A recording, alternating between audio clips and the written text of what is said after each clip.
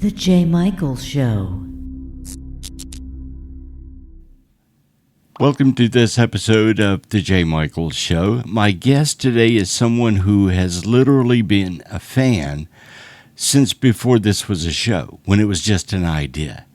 And in fact, she was supposed to be my first guest, and her book wasn't published yet. And so we've waited now, episode 22, and you're finally going to be on the show. Let's meet Marguerite Baca.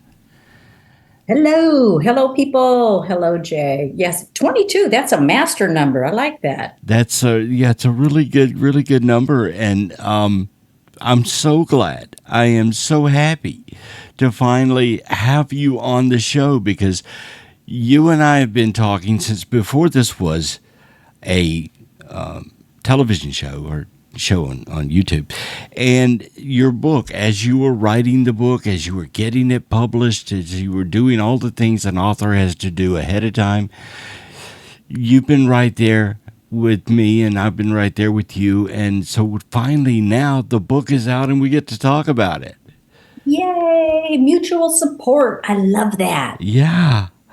Well, let's take a moment and let's just, look at some of your accomplishments and let's just go back to the beginning. What was your childhood like?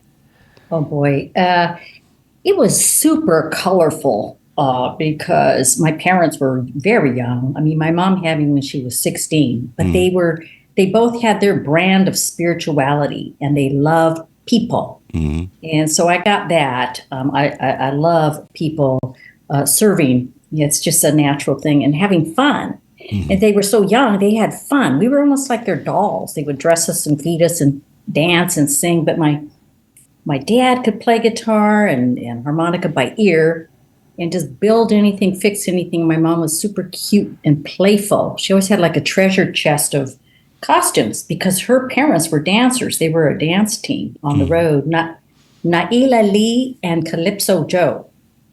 And one time I stumbled upon a billboard ad where they were mentioned in it. I was working in an entertainment law firm as a receptionist, flipping through. I'm like, what? That's my grandpa. And they were reviewed as hot, hot, hot.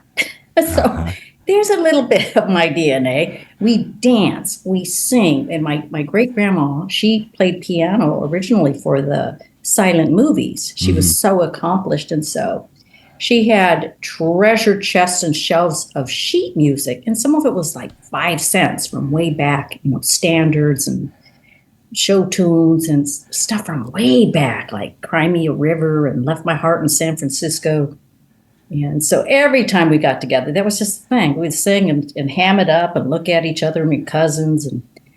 But we were poor. My parents were poor because they started out so young with us. But then we had this rich, wealthy element.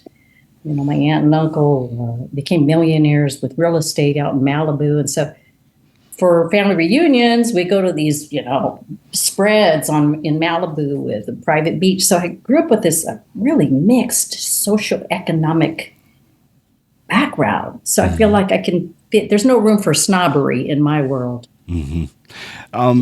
So the audience knows you are known for Buns of Steel. Now, in the 80s and 90s, I think Jane Fonda had a workout video, and Olivia Newton-John had one. You had, through Warner Brothers, you had Buns of Steel, and I want you to talk to me a little about that and how you got started in doing the Buns of Steel series. Okay. Well, it actually starts, when you read my book, people read my book, they'll see there was a super mystical element in my life. And you and I have discussed that too. I get intuitive hits. I don't even care for that word, but just like visions will just kind of persist. Mm-hmm. And so when I started teaching yoga back in, it would have been the late 80s because the video came out in 1994. I just wanted to take a break from showbiz. I'd been, theater and TV for 10 years, and I got kind of tired of the drama behind the drama. Mm-hmm. But I found out there's drama in everything. So, yes, indeed. So I started teaching 5 years into it. It was very, very not popular at that time. In fact, people had derogatory comments about it. Like, oh, there's the turban with a Q-tip heads, or people who did yoga and meditation. And so it was always kind of my secret since I was a teenager. But then, okay, good. So it's starting to open up now. And you're right, Jane Fonda, and some other, a few people started coming out with their yoga videos. And Buns of Steel came out at that time, really big. And they had everything, like every body part. Arms of steel, thighs of steel, and they had this other woman doing those. And so as I'm just beginning teaching, I started out back in LA at these big shot studios or gyms. There'd be 4 people in the class. All right. And within 2 months, wall to wall people. Wow. And so I developed, this following, and so Buns of Steel, they caught on to this. It's like, cha-ching, there's something to this mind-body thing. So maybe we better get a Buns of Steel yoga video. So, of course, where do they go to find this kind of person? LA, right? Right. Land of fruit and nuts. And so the Paramount Studios scouted around, and I was recommended because I guess I had kind of an approachable personality, and the buns qualified me. I used to work out like crazy back then too. Did you ever do any like survival jobs, just other jobs other than entertainment in some way? Oh my goodness. Oh boy, I always wished I could be on Ellen to tell this one, but I'll start here with you, Jay. Get it off my chest. There's this thing, it's called brand ambassador, where we're kind of a model for a product and, maybe demonstrate a product. Costco has a whole bunch of these kind of people. But I really needed some extra money. And a friend sent me this email saying, hey, here's this job. It starts tomorrow, the training. And I had just come back from Sedona Yoga Festival. So here's this dual life. I was invited to perform at the Sedona Yoga Festival, flown out and everything, and for comedy, being a headliner there, and then come back and go right into this work selling mowing garbage disposals. Mowing high-end, fancy, high-end.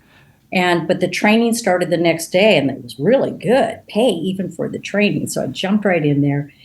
And I learned all about garbage disposals, more than I ever planned to learn in my whole life. But I memorized the selling points, like I did scripts. And I was used to reading and memorizing scripts. And so every little, what do you call it, quarter inch of a nut and a bolt, and I could describe it to these construction guys. And then I became the top seller in the U.S., and I won loaded visas and a free garbage disposal. And all the plumbing guys, people in the plumbing department at the Home Depots, they called me this a Spanish word, chingona. I don't know if that's okay to say, but it means like badass. So that was an oddball one of them. In your introduction in your book, you wrote about a memorable trip that you and your dad took at the age of 2, and I want you to tell me that story. Yeah. That's such a sweet memory, just thinking about that, because I was the firstborn, and there's this place in New Mexico. It's called Santuario de Chimayo. It's a little sanctuary where there's actually this dirt, and people would do pilgrimages to this place to feel the healing vibrations. And so my dad and I took a road trip there. I remember being the little girl looking out the window, and there's just this 2-lane highway going through the country. And I remember there were lots of green meadows and wildflowers. When we got there, I was sat down on this bench. It's like a little chapel in this old log building over 200 years old. And my feet were dangling. I'm looking ahead, and big cross with Jesus and saints and on the walls and what do you call them, statues. But what happened was I was sitting there and I started seeing these light beams like flying around like they're having a party. I'm like, woo, this is home for me. Wow. And I felt so happy there. And then my dad said, okay, we got to go. And I went, oh, I didn't want to leave. And I didn't have the words for it. And I assumed everybody saw the angels and felt this faith. There's such a vibration of faith there from people going there and having healings. And so I didn't mean to write that in the book, but I kept saying, let the spirit of the book have its way with me. I'm like, really? Put that in the book? Okay. And you know what happened? I haven't, this is kind of inside scoop. It's the night or morning the book was finished at 2 a.m. in the morning. I went, phew, it's complete. I swear, those angels and light beings, celestial beings were soaring in my home. It was this full circle thing. Wow, that's amazing. Okay. So I want people to know that they're not alone. We're not alone. We've got souls, celestial beings, light beings, looking out for us, angels. Well, we are definitely going to talk more about the book in just a moment. Embody Fierce Joy, and I'm so proud of you that you finished it now and it's ready to go. But I also wanted to ask you about your stand-up comedy and how you entered into stand-up comedy. Out of boredom. I've always had kind of a comic view on life. When I studied with these great meditation masters, ever since I was a kid, and very dedicated to it. The minute I found it, it was like when I discovered meditation, I went, boom, it was like Cupid struck my heart. Like some people get that about their love of their life. I got that about meditation. And so when I would listen to these masters talk about mankind and the stuff mankind does, also our gifts and our powers, but like how we treat each other, it's just so stupid, and petty. And I would just laugh. And I saw the humor in it. And so I've always had that. And one time I was going to this support group. And I guess when I shared my pain, you do in your support groups, this friend she'd grab me by the shoulders. You're so funny. You should be a comedian. And she did that like 3 times. I said, okay, I'll look into it. People laugh, it's pain can be funny, I guess, in some ways, and depending, like a rant, And so when I moved to San Diego, which was much more mellow than LA, the TV and theater scene and all that wasn't as big. Because I was used to just going to auditions like brushing my teeth when you live there, and I was born and raised there. So when I moved here, I was kind of bored. Not having that stage access. So, you know what? You go do some open mics. She thinks I'm funny. And so sure enough, I just kept going, and I started getting obsessed.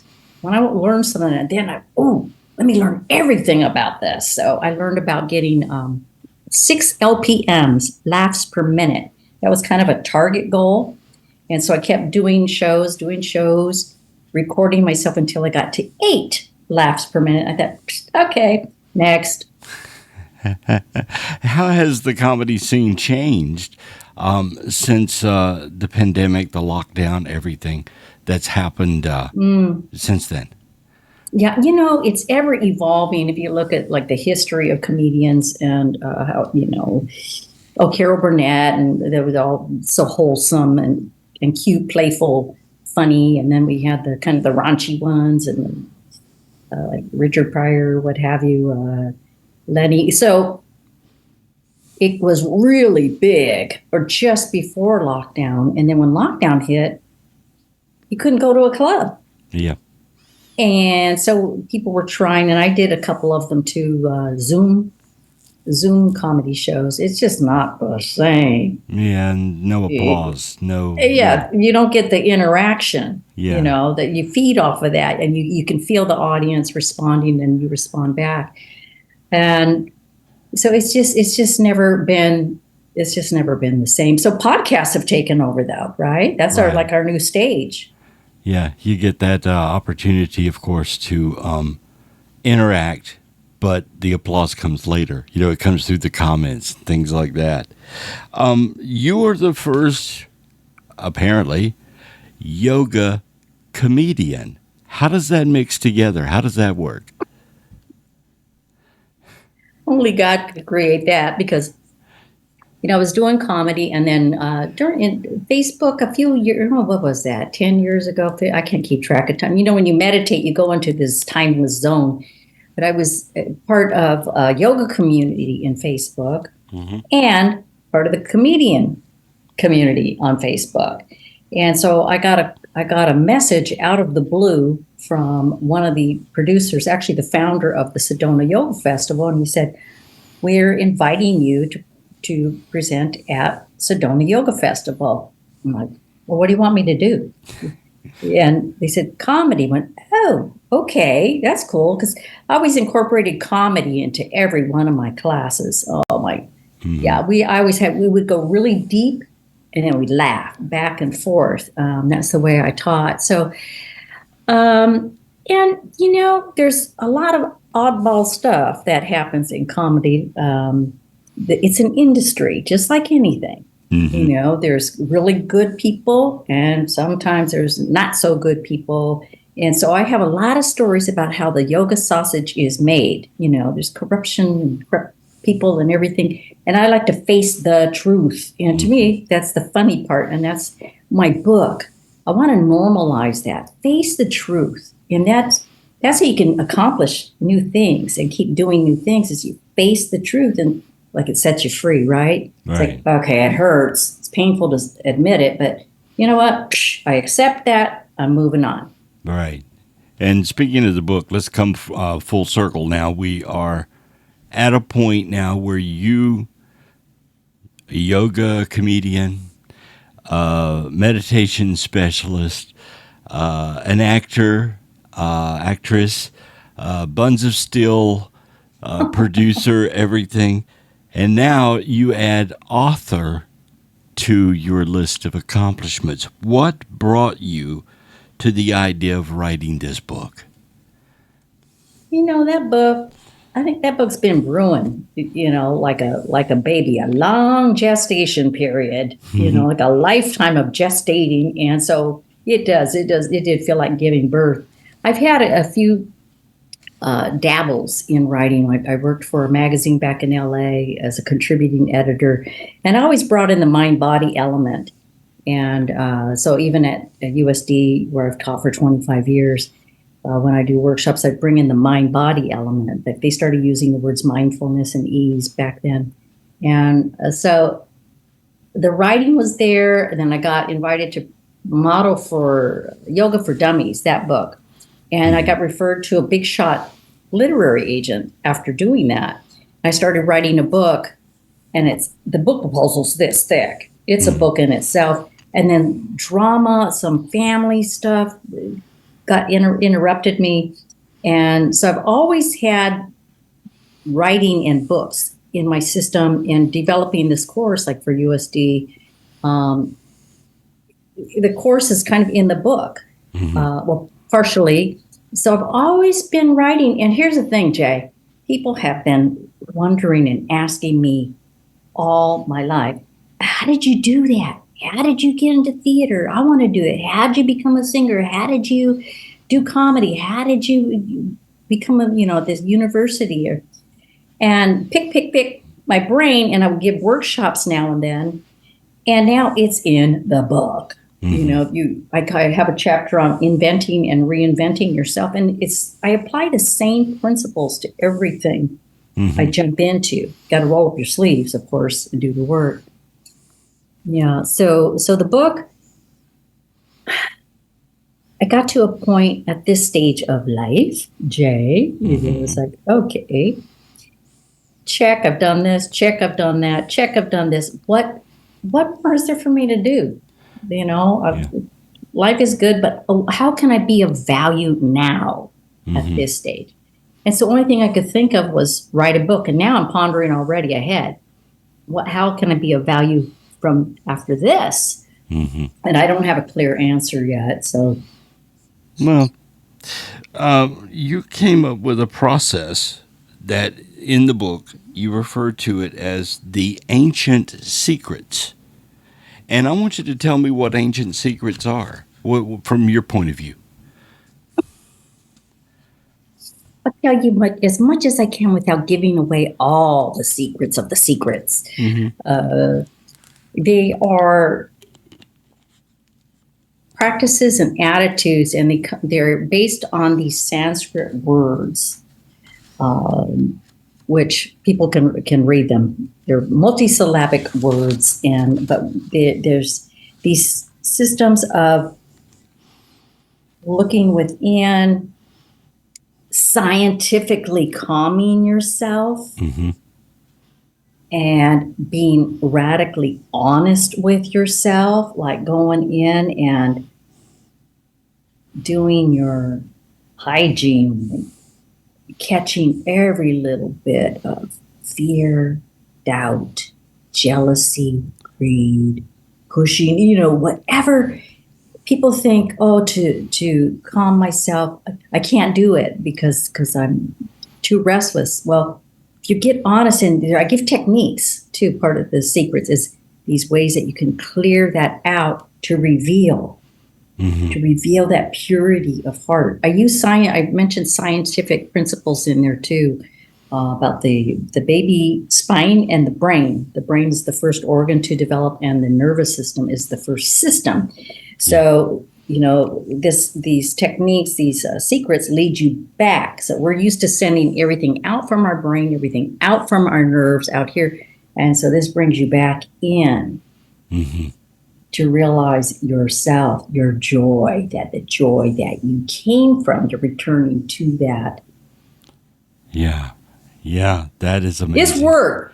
It's work, though. It's an investment of energy. But what do you call it? ROI. You think about return on your investment. Well, one thing that also in the book, and knowing you, intuition is very important. And I want you to talk to me about the emphasis that you put on intuition. Yes. I feel very strongly about that, because we all have intuition. Some of us have it more quicker access to it than others, and it can be developed by anybody. But what happens is, like I was in that little chapel with the angels and celestial beings, and then I kind of shut down from that world because the world makes that feel like that's not real. It's, or maybe crazy. And intuition is a faculty of the soul. Like there's mechanics to these bodies, and vagus nerve is associated, etc. But I've had my intuition shut down. I let it be shut down by people saying, "Oh no, you're just crazy. You're just crazy." And then I'd come to find out, no, I wasn't. I knew something was wrong. And then I got to a point of the minute I felt something was wrong, I didn't question it. I would just act on it and take care of myself. But of course, follow with reason too. So I listen and go, okay, well, how can I act on this and in a responsible way too?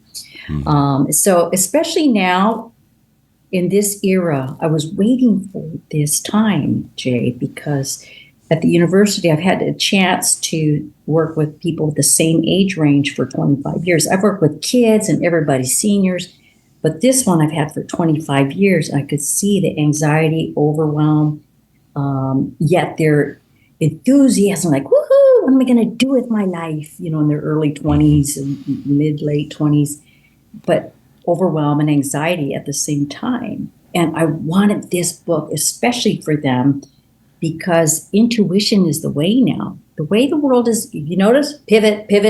Things are changing quickly. So how are you going to go through that, get through all of that? Best way, calm, listen to what your intuition is telling you. It's a faculty of your soul. That's what you're listening to. That's your guide. And joy is the protective attribute of your intuition. So if you maintain your joy, you're going to hear it better. And so that's, I talk about joy robbers. So situations, and a joy robber can be your own thoughts too. So it's so important. I'm really excited for this to come out for the young people. It's for anybody, any age. But like I was telling this kid at the Geek Squad, I don't know, maybe get them to pay some advertising here, but the Geek Squad, I was telling them about my book, this young guy. And I said, oh, yeah, it's for people like you and your age. And I said, because, old farts, they're not really interested in growing. He started laughing like he knew, like that was true to him. I said, wait a minute, you're laughing a little too hard. And he said, yeah, like his grandma, she just doesn't want to learn anything. But what he got was, don't pigeonhole yourself. Just in our brief talk, I'm like, yes, that's it. People will try to pigeonhole you. And yeah. Yeah. Well, people are often taught that we are physical beings having a spiritual experience. And it's the other way around. We're spiritual beings having a physical human experience. And when you begin to look at things that way, you realize every lesson you learn in life, it's all coming from the spirit world, correct? Would you agree with that? Oh, yeah. It's all about the lessons, and it comes from spirit first. If you go by what's outside of you first, you're going to get misled and down some dead ends. Those everything here ends, it changes. So I'm going to read just this one little verse from this poem I wrote, Spiral of Eternity, and it's in the area about visualization and visioning, which I distinguish the two are very different because everybody's talking about manifestation, manifesting. But there's a really important factor people miss is receiving the vision first from your soul or from spirit, rather than going, okay, I'm going to go visualize getting that thing outside of me. Like the Buns of Steel, it came to me from within, a video. I'm like, what? How am I going to do a video? And that's how it always comes first, and I listen. So based on what you just said, I'll just skip down. Souls moving higher, wider, the spiral becomes, returning to old lessons until the learning is done. Upward momentum, the soul who learns fast, lessons learned well, soon let go to the past. Nice. One of the things I love about your book, and it's the verbal way that you approach it. For example, on the very back of the book, right at the top, it says, "Your guide to lighthearted wisdom for serious ass issues." And I love that because you're not afraid to use the colloquialisms that people today use in everyday language. It's a serious ass issue. And throughout your book, you approach people from their level. And I want you to talk to me about how you came about writing the book on a level that everyone would get it. Well, first of all, I like to laugh. And so, you see, I just crack myself up hearing my words read back to me, and you're laughing too. It's just like, that's stupid to bypass a chance to laugh every time I read that. It's like, so, and I want other people to laugh. That's healing. Comic relief is stress relief. Yes. And so my editor, we had a really good time with that serious ass, because that little hyphen, the dash there, it makes all the difference in the meaning. Serious ass without the dash could have a whole different meaning and not what I meant for it to mean. So, in the lighthearted wisdom, you know what? I'm laughing now, and just give me a minute. I gotta crack up because you saying the dash makes all the difference. Oh well, yeah, it does. Ooh, yeah. Remove the dash, and so it's a whole different meaning. So lighthearted wisdom. You know what? I claimed that. I thought like, well, people are going to wonder who's she to think she's the queen of lighthearted wisdom. But that's what people would say to me. I heard that over and over in my yoga classes. You talk about just being relatable. I would just be down to earth in my yoga classes. Yeah, it's a very spiritual, deep thing to meditate and get centered and all of that. But people would say, "Oh, I love your classes because you're lighthearted." And then when I did the Sedona Yoga Festival 3 years in a row, and this one, and the Illuminate Film Festival there, they called me lighthearted again. So, and I am, and I prefer to be. So I'm not afraid to go down, though. If I feel down, which I certainly have my moments, every time I try something new. Whether it was comedy or this, there would be a day like, oh, I don't know if I can do this, just so I let myself curl, and I make a lightheartedness about that too. I just curl up into a fetal ball, cry for a day, give the dog a bone, and then get up, So get up and get I'm glad. Get up and get moving. Yeah, you got to move. Moving. Yeah, you got to have that motion. If you're not in motion in some way, then nothing's going to happen. So you have to do your part. You have to get up and be in motion, right? Oh my gosh. And that's why I've been so inspired by you, watching you get this whole coming back to what you've always done, DJing, but this is like the new modern way, right? Just your process and keep moving. And now voila, now you got the J. Michael Show. I love it. Thank you. Another line on the book, and it's again with the hyphenation, is if you're interested in laughing more about mankind's petty-ass predictable behaviors, including your own, this book is for you. And it comes back to what you were just saying. You can continue to go on that. I'm still laughing at it. Okay, now you're finding those dashes. Yeah, those dashes. I'm looking for them now. I would love to almost like read something from the book like you. I don't want to give too much away. Enjoy the mood-elevating joy endorphins that increase as you exercise with pleasure. Explain that. Oh, yeah. Let's talk about that. Okay, the endorphins. Well, when you exercise, like the runner's high, they call it. They get high, and so there's some practices too. You can do these ancient practices where you empty your lungs and then you pull your diaphragm in. And you pump it in, and that pumps the diaphragm too. Just you can lie down and pump your diaphragm empty. But runners, that's what's happening. Their diaphragm is pumping, and then it releases endorphins. You think about the diaphragm right here at the gut area. There's the adrenals on the side, and the adrenals are what where the cortisol comes from, right? The stress hormone. So right there, and so when you laugh, your diaphragm pumps.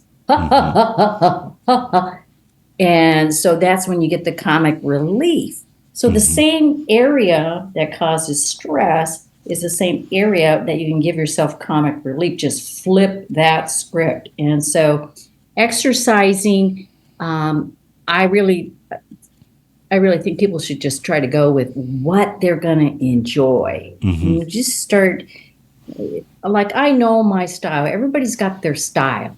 Right. I don't really care for, like, what do you call it? Step aerobic, ba-boop, ba-boop, ba-boop, ba-boop. And some people might like that. I prefer like a beauty ride on my bike. I don't want one of those bikes with the skinny tires. I got in a railroad tracks one time, and those are meant for speed. I really like get on something with thick tires and comfort and look around, Yeah. So that gives me pleasure. But somebody else, that might do it for them to get on that bike like that with the skinny tires, They're trying for speed.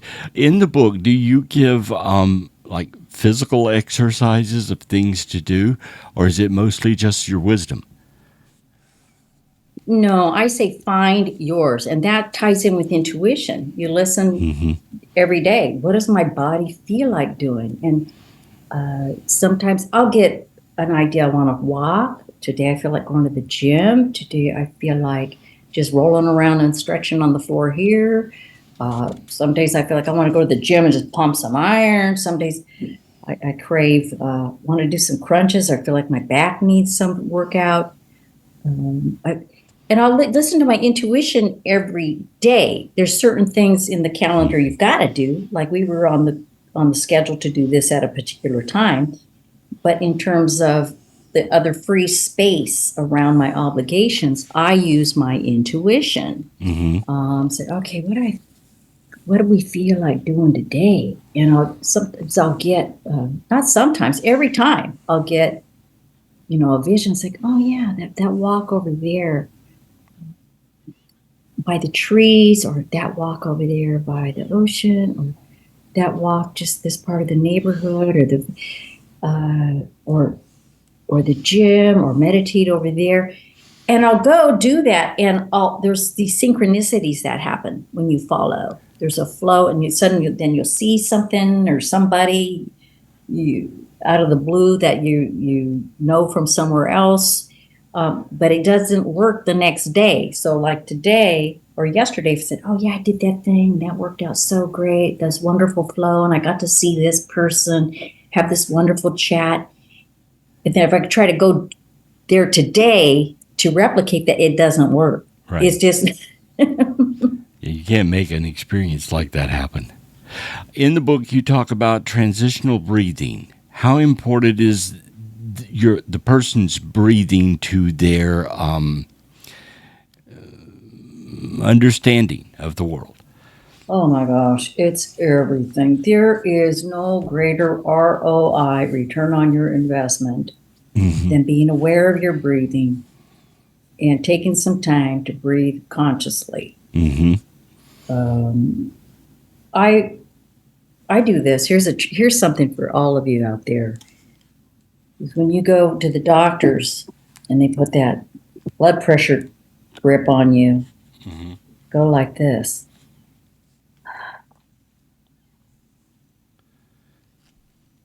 Long, soft exhale tells your body, I'm relaxed. Right. And my blood pressure is always in great tip-top shape. I had a friend in the hospital, and I wrote about this too in the book, was in urgent care and hospitalized for a few days and was feeling really down and scared. And so I said, just try this. And I guided him through some breathing just like this. And he said, whoa, and he giggled because he could see right there on the monitor. His blood pressure went down. And so it's just, we take it for granted. Something so simple. And it's one of the keys to hearing your intuition. Because that's the way you'll bring yourself present. I can't be aware of the breath that's coming next, only this one. Okay. And another question for you. And earlier you touched on this, and I'm fascinated by it. And so I wanted to ask you, who are the masters that you refer to and the spiritual beings around you?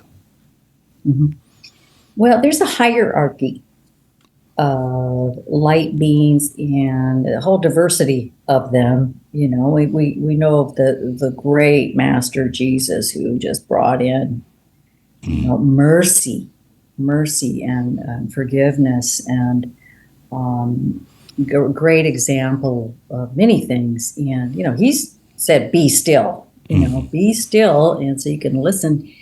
But I studied with these scientific meditation lessons.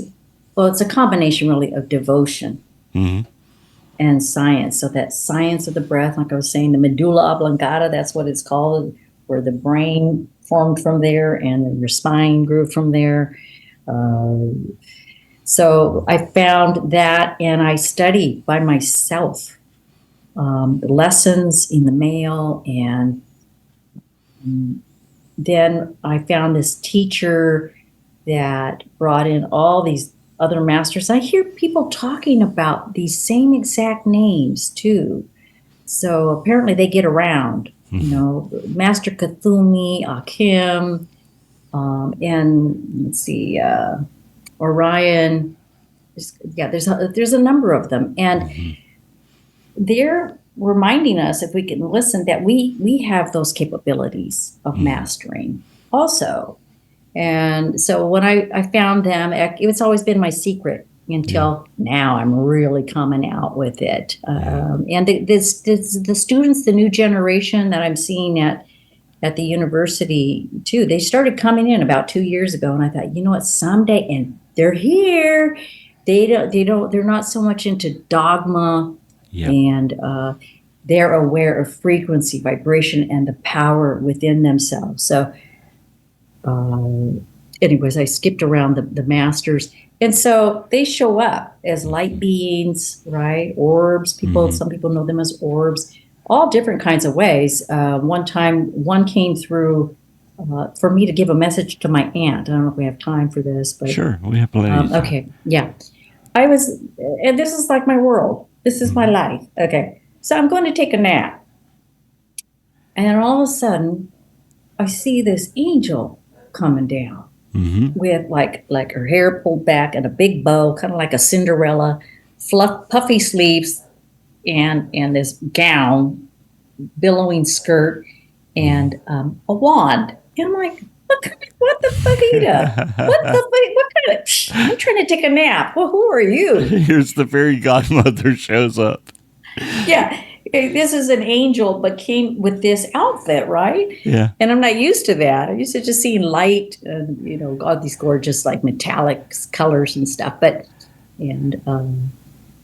So she says, she came down and she just gave me, like, the most tender kiss. I'm just like, just a little tap. Wow. It was tender. And she said, call your Auntie Neela. And I'm like, what? I'm trying to take a nap.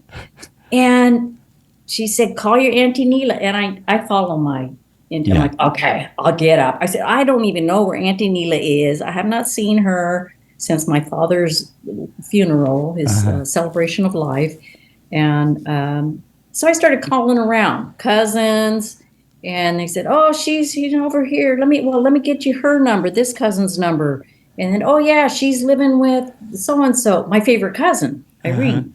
And Auntie Neela was my favorite aunt. And so my cousin Irene answers the phone, and I said, you know what? This angel just interrupted my nap, said, call Auntie Neela. And she says, oh, I'm on the road. Let me call you back. So she calls me back, and she didn't bat an eyelash. And now I remember my Auntie Neela, I remember her talking about light beings when I was a little girl. Mm-hmm. And I said, I'm calling because an angel said, call Auntie Neela, and get a load of this. She said, oh, Auntie Neela's going for back surgery tomorrow. She broke her back. Oh. And so it just came out of my mouth. I said, will you tell her she's going to be okay? And I went, what? Who said, how do I know? And so my aunt's in the background, I love you. I could hear her, she was so fun. And I called back 3 days later. Yeah, she was fine. She got through it. But here's the thing about the puffy sleeves, like a little fairy godmother look. Those are the kind of angels my aunt had around her house. She had, Mary and Jesus statues. And she always had these little angel statues with the wings and the puffy dresses. Mm-hmm. So that was her style. That was the way they decided to show up and see you. Have you ever had an ET experience? I'm not sure how you would define that, but I have had encounters where I went out of my body, and this is where embodying, where I'm talking about having it in your body, that joy. It's not just a word, a joy, intellectual idea. It's having it. So I had mustered up a whole bunch of joy, mustered it up. I was put on some music, and I was just moving in my bedroom, dancing and breathing, applying breath, just spontaneously, however it felt good. And I was moving to Prince's album, Prince, Under the Cherry Moon. Mm-hmm. And then I laid down to relax at the end, and it was like I soared through the universe. I went, whoa, what's going on? And the masters told me about this. They described it. They said, when this happens, don't be afraid. But I was. And so I went out and I said, okay. They said, don't be afraid. And I went through this whole, like this tunnel, and then boom, I hit this open space with this light being. And it was like this cacophony. I couldn't understand what they were saying, the language. I said, hang on, I don't understand. And they got translated somehow to say, take care of your health. You're going to be an example of health. Yeah. And a script will be coming to you. And like, bam, I landed back on my body and I thought, what the fajita was that? And then I was like, because I was not a yoga teacher at that time. Yeah. I was 19. Yeah. I was, doing film and theater, but I was like, well, it couldn't be evil because they're saying take care of your health. That's good. Mm-hmm. So I made a commitment, even more so to my health. And I've stuck with that. And it was a very, what's the word? This gorgeous light, just pure light, this being. And like an emerald green. Wow. And so, yeah, I follow the colors a lot that I get from inside and outside. And so I just stuck with that. And so I did later become a yoga teacher. This is like almost 10 years later. They said a script was coming? A script? Would that And then the Buns of Steel script came through me. I was lying down, and because the producer was saying, okay, you got to have the introduction for this by such and such in 2 days. And so I laid down. Mm-hmm. I was resting, kind of meditating, and then all of a sudden the words came through. Like, oh, there it is, the script. So I got up, hung on to it, and I typed it. Uh-huh. And she loved it. In fact, a lot of those words are in the video at the beginning. Uh-huh. So I don't know if that's would you ask me if it's extraterrestrial or Have you ever had an ET experience? Oh, ET. Yeah, I don't know. I call them celestial beings because they're like heavenly beings. I don't know if that's the same thing. Okay. But never any of those grays. I think people hear about those grays, the gray creatures with big eyes and they're gray. I've never seen those. Okay. All right. Well, one other thing, we were talking about your career, and one other thing or aspect that I didn't touch on was you were a singer in a rock and roll band. Tell me about that. Yeah. So that was, gosh, how'd that even start? It feels like a million lifetimes ago. I was going to college studying criminal law and taking dance classes, and there was somebody at the college who was a musician, and somehow, I don't know. Oh, okay, back up. Lee Strasberg Theater Institute. When I realized that I wasn't going to do anything with law, and I thought, well, it's a no-brainer. My family's all into showbiz, and it's a natural thing. So I applied there, and Susan Strasberg, Lee Strasberg's wife, said, oh, yeah, well, she interviewed me. She said, I think you do well as an actress. And I told her about my background with my family. And she signed me up in this class, Jay. She said, I think you'll like this class. And I was not planning on musical theater. Mm-hmm. I was going for film and TV drama. And this teacher, Jeannie Robbins, she could see something in me. And she cracked me. She kept trying to she wouldn't let you off the stage until you sang with true emotion. You were connected to something. Mm-hmm. And so finally, after a year, I was singing Memories, Barbra Streisand song, Memories, like the corners. And I started bawling my eyes out. It was like the ugly cry. And she said, okay, and then she said, okay, now you got to rein it in. Just one tear. And break. And so she she gave me a scholarship for another year for free. Wow. And so that's when I met these musicians. They said, "Oh yeah, be in our band," and so I started doing all these bands and some top 40 bands, and some original bands. The top 40 bands, you'd be in these smoky bars. That's when people smoked. Yeah. And a bunch of drunk people trying to take the mic from you. Actually, that happened at the dive bars too with comedies. That's why I don't go to watch a band in a bar, because everyone's drunk and you really want them to do their best show, and it may not turn out that way because they know the audience is halfway there. And so if they mess up, nobody noticed it. But I'm the one guy in the audience that would go, "Oh, that note was wrong." Yeah, the one sober person out there's like, Yeah. off pitch, missed a note, wrong key. Yeah. So that's when I decided to go with rock band originals and musical theater, because musical theater, you arrive at 7, and you go on and perform at 7:30 or 8. You're out by 10. You go eat a bowl of soup, go to bed. No Right. smoke in your hair, on your clothes, no drunk people. Yeah. And then musical theater, and then with the bands, we set our time for rehearsals, and you'd go do a show at a club, not a dive bar that closes at 2, right? Right. It'd be a show at, I don't know, 10, maybe get out at 11. Yeah. Okay, well, let's go back to Embody Fierce Joy. And first of all, where does someone get this book? If someone wants to read it, if they want to get it, where would they go and get it? They can go and get it at Amazon.com. And they could just put in my name. My name is kind of hard to spell. People misspell it easily. Marguerite.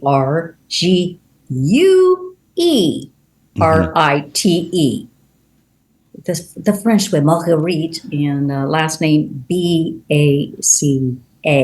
Baca. And Marguerite Baca. So if they Google Buns of Steel yoga, they'll find me. I have my website, which is not updated at all. I did manage to get the link on there for the book for Amazon. If they go to Amazon, put in author Marguerite Baca, or it's probably easier to just put Embody Fierce Joy. Nobody else has copied my title yet. And so that they know this is what it looks like. So when you go to Amazon, make sure this is the cover that you're finding. And it is a wonderful book, a fantastic book. Backwards. Yours is backwards. Well, that's okay, because on mine, it's not backwards. You're not backwards. No, you look fine. Yeah, there you go. Show it up. Hold it up again. Be proud of that thing.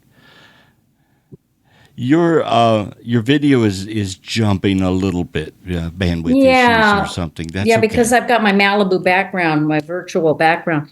Oh, but this is actually my author copy. It says not for resale. I gave away my good copy. Yeah. But I don't know why it's jumping around. Yeah, it's a bandwidth thing. It's just the streaming. It happens. Another thing is that you have a book signing coming up. In fact, a lot of them, but your first one, I want you to tell me about that book signing and where people could go and meet you. Ooh, yes. What would be the best and easiest way? This is going to be in San Diego this Sunday, 2 to 4 p.m. at a place called Lestat's West. And it's this cute place. It's got a really darling coffee shop, with rooms and couches. But next door to Lestat's Cafe is Lestat's West stage venue. So it's a room right next door, 150 seat capacity and a stage. So they can come and grab a snack. It's super casual, a beverage, and just bring it over. And I'll have a ton of books. Some people have already bought the book and they're bringing theirs to sign. And I'll be selling them there also. And, it's no obligation to purchase, but we're going to have fun because, I'm going to tell my stories. I'll tell my stories, and people can laugh at my pain. And Because I've got some inside scoop on some of these stories that it's not in the book, like just more funny angles on it. Right. So they can come to that. I'm going to have my friend who's just, oh my gosh, just a master saxophone player, Kevin Del Mastro. He can play anything, but I've made a couple of requests. Groove is in the heart. Yeah, yeah, yeah, yeah. Groove is in the heart. Yeah. And another one is, she's a brick house. She's mighty, letting it all hang. Yeah, I made my request. So it'll be fun. And the people I've known for decades are going to be coming. Right. You're going to have a playlist, though. That's cool. Yeah. Buns of Steel that's no longer available, right?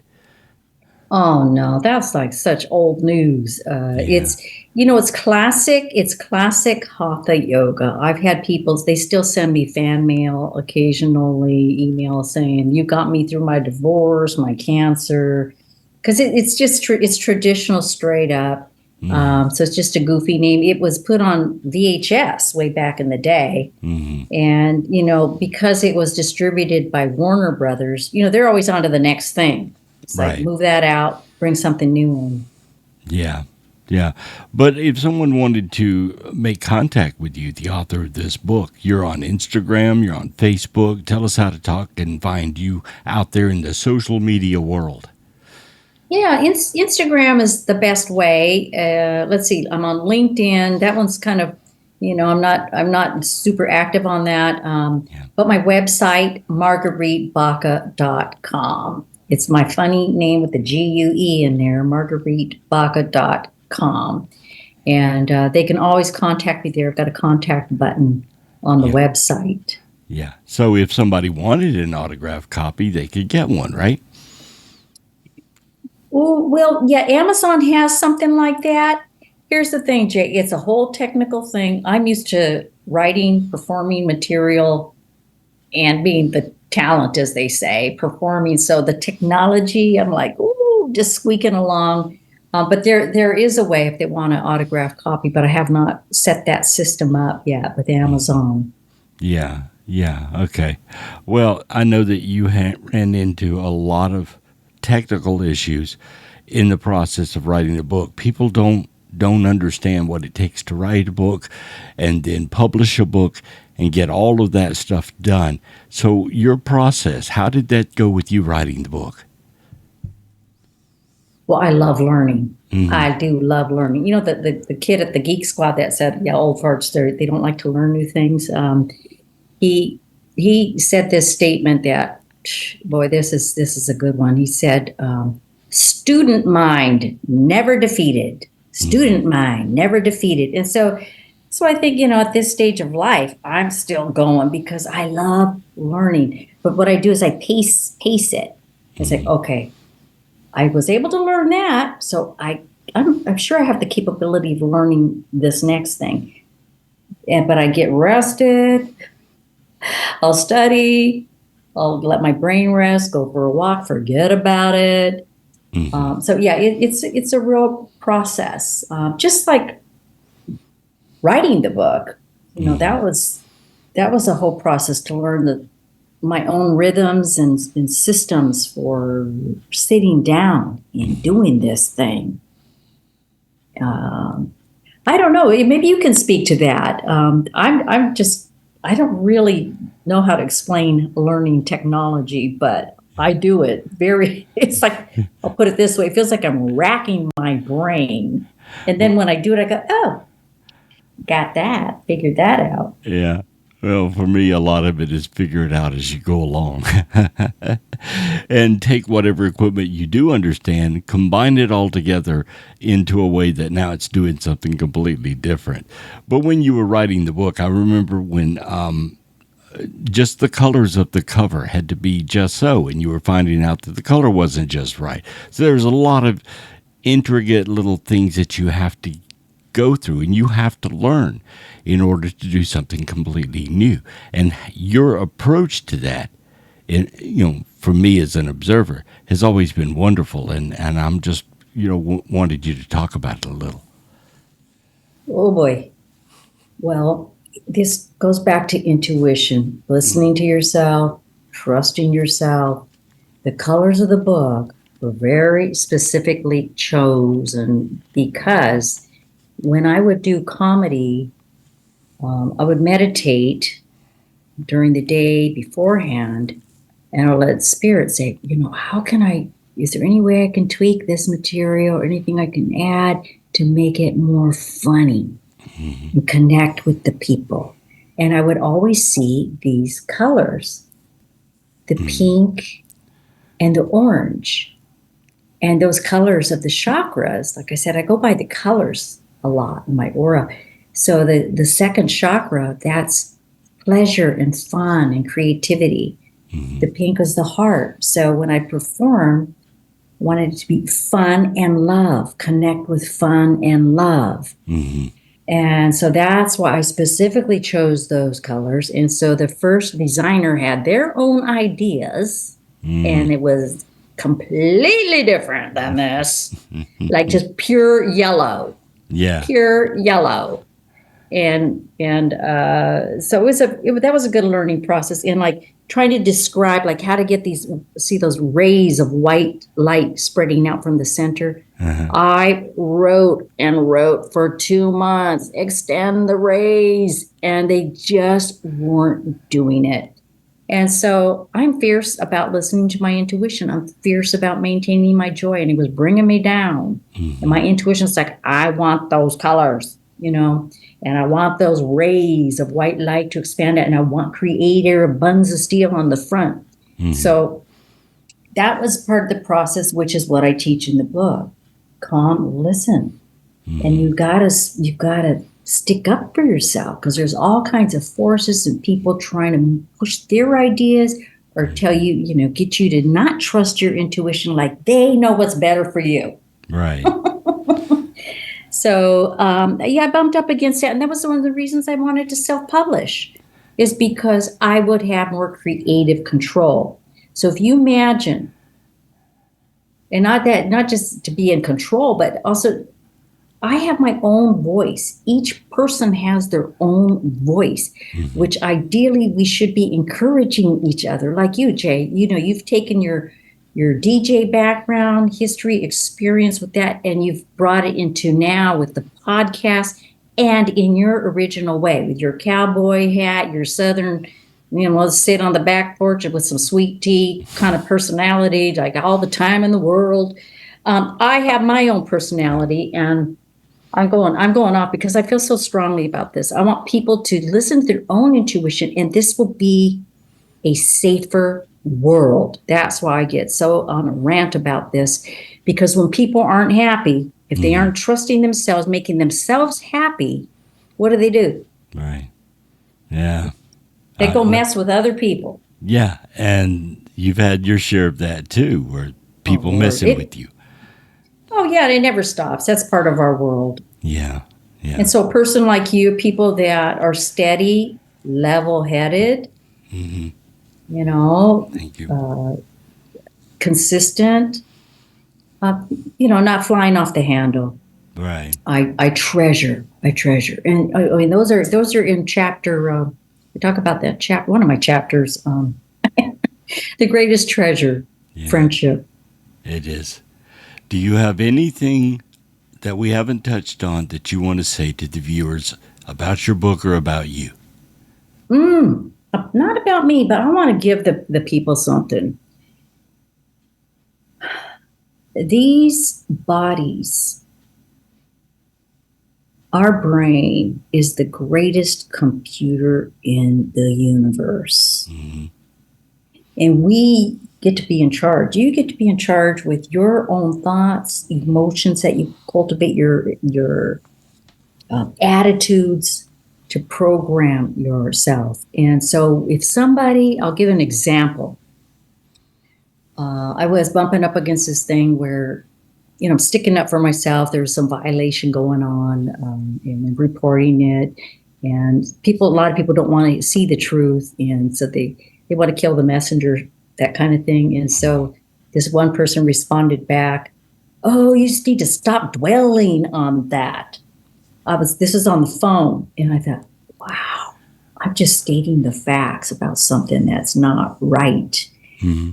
And so what I do when I teach about this, I never spoke to that person on the phone again. It was always via email. Mm-hmm. And I flipped it. So that dwelling, no, I'm not dwelling. I'm stating facts. So I flipped it to an affirmation. I am dwelling in beauty, peace, and goodness. Mm-hmm. I am dwelling in beauty, peace, and goodness. I am dwelling in, and I had that on my wall, and that situation, that script got flipped. So if somebody ever comes at you with something negative that you know is not true, it has nothing to do with who you are, your spirit, your joy, flip it and you add that power behind it. Like, I'm not dwelling on that. I'm dwelling on beauty, peace, and goodness. And that's where that ferocity comes in. That is wonderful. My guest is Marguerite Baca. We'll see you next time on The J. Michael Show.